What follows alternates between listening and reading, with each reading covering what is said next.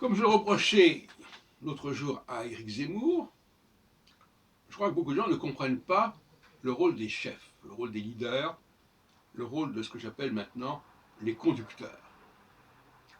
C'est une expression qui était utilisée au XVIIIe siècle, avant qu'on se servît de la forme leader. Bon, alors, le leader, contrairement à ce que dit quelqu'un comme M. Chouard, qu'est-ce que c'est qu'un... Est-ce qu'il représente le groupe dont il est le chef? Est-ce que c'est sa vocation? Si on demande aux gens, j'ai fait certains points, qu'est-ce qu'un leader? Presque toujours ils vont dire, c'est quelqu'un qui est issu du groupe qu'il représente. Et je crois que, sans risquer trop de me tromper, que c'est un peu comme ça qu'Étienne Chouard voit la chose. Il émane du groupe. Mais qu'est-ce que ça veut dire qu'il émane du groupe? Ça vaut aussi d'ailleurs pour Jésus. En réalité, dans bien des cas, ça vaut pour Léon Blum par exemple, dans bien des cas, le leader n'est pas du tout représentatif, n'est pas du tout typique du groupe dont il a pris la tête. On pourrait prendre aussi l'exemple de Herzl, intégré pleinement à Vienne, et qui est devenu le chef de populations juives assez mal en point, notamment en Russie, la Russie tsariste, donc pré-révolutionnaire, et pré-URSS.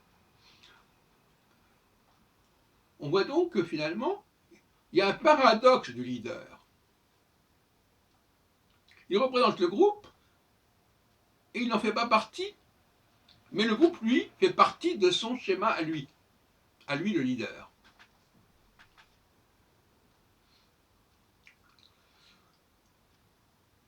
Il dépend du groupe d'accepter la présence d'un leader, d'accepter l'intervention, l'intrusion d'un leader dans son mode de fonctionnement.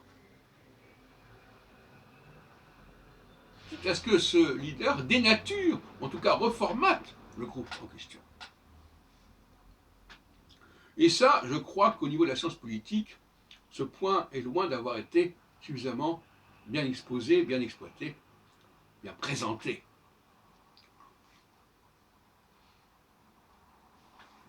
Et ma comparaison que je fais généralement entre le rapport sexuel homme-femme et le rapport entre le leader et le groupe, qui peut très bien, encore une fois, être totalement aléatoire. Un homme rencontre une femme par hasard, un leader va s'intéresser à un groupe ou intéresser un groupe par hasard. L'occasion fait le larron, comme je disais dans une précédente vidéo, pour d'autres raisons. C'est comme ça que ça se passe. Donc un groupe qui n'a pas de chef, soi-disant, c'est un groupe qui n'a pas été fécondé, qui n'a pas été structuré, qui n'a pas été transformé par le chef. Question. Bon. Alors, je terminerai en disant, et ça c'est un problème, c'est comme une femme qui n'a pas connu d'homme. Quelque chose va lui manquer dans son évolution, dans son processus. Et surtout dans ce qu'elle va pouvoir produire, évidemment.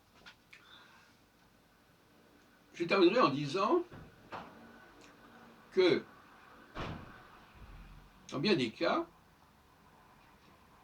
le leader vient d'ailleurs, vient de l'extérieur, vient d'un autre milieu, vient d'un autre espace.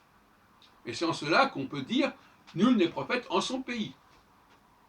Ce qui veut dire en réalité, on n'est prophète que pour un groupe dont on ne fait pas partie.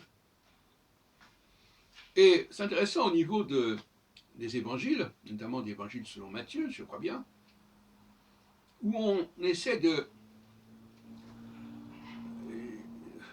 brouiller les cartes. Les gens on ne sait plus très bien où on en est. Est-ce que Jésus s'adresse à ses pairs, à ses semblables, ou au contraire, est-ce qu'il va avoir des populations autres, auxquelles il n'appartient pas, auxquelles il va appartenir de certaine manière en prenant leur tête, mais auxquelles il n'appartient pas de naissance. Et dans le cas de Jésus, non seulement il y a un trouble concernant sa naissance, est-il né de Joseph, descendant de David, est-il né par l'inspiration du Saint-Esprit en passant par Marie, la Vierge, comme on dit. Mais là aussi, on peut se demander, est-ce qu'il est judéen qui va vers les Galiléens, ou est-ce que c'est un Galiléen qui va vers les Judéens? C'est un peu confus tout ça. Hein. Et là, quand on lit l'Évangile, c'est trouble. À certains moments, on nous donne des exemples disant, regardez, ce Jésus qui va vers les Galiléens, eh bien les gens le reçoivent mal parce qu'ils disent, mais est-ce que ce n'est pas quelqu'un qu'on a vu dans sa jeunesse faire ceci ou cela? Donc à ce moment-là, aller vers les Galiléens, ce n'est pas possible, puisqu'il est galiléen comme ceux à qui il s'adresse. Mais en même temps, il est judéen. Et en tant que judéen, justement, il va vers eux pour leur tendre la main, puisque les Judéens ont du mal avec les Galiléens. Parce qu'il y a eu des problèmes, il y a eu des malentendus, il y a eu des trahisons, etc. Donc même l'image de Jésus n'est pas claire.